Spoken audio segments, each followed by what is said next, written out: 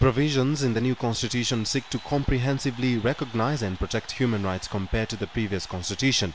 In keeping with Kenya's obligations under international human rights law, the Bill of Rights under the new constitution guarantees economic, social and cultural rights, including the rights to food, housing, sanitation, water, health, education, social security as enforceable rights. The achievements are the achievements of our member states. What have our member states done to raise the flag, the human rights flag, to raise the status of human rights? I think in a country like Kenya, one thing that you will all should be celebrating is the fact that you have a rights-based constitution now. The Kenya Human Rights Commission documented over 43,000 cases of violation of civil and political rights between 2005 and 2010. More than 70% of these cases are attributed to the state security organs and judiciary directly or indirectly. A new report by the Human Rights Watch, which covers a 5-year period from 2005 to 2010, highlights Kenya's security agencies as the biggest violators of human rights. Similarly, the judiciary, which along with the police has been under intense pressure for reforms, is listed second for limiting access to justice. The state has the obligation to ensure that we enjoy our rights.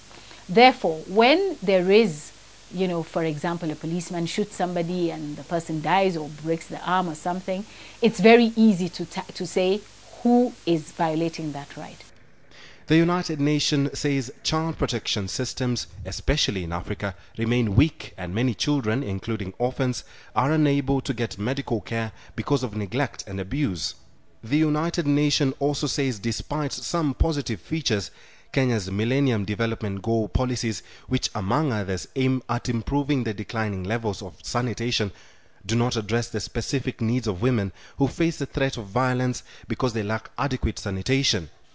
The MDGs represent an unprecedented promise to address global poverty and address a range of issues from extreme poverty and health to education and living standards to be met by the year 2015. But human rights defenders say a decade on, the achievement of the MDG goals in Kenya is still in doubt. We have to continue to take steps to bridge the gap, the disparities between the haves and the have-nots, the powerful and the powerless, and so on and so forth. This is the message that societies it will take a while for all of us to reach the same level, but we have to be striving towards that. We don't want the gaps to be widening. In all these, human rights defenders acting against discrimination, often at great personal risk to both themselves and their families, will be recognized on December 10th this year. Njoka, KTN Weekend Prime.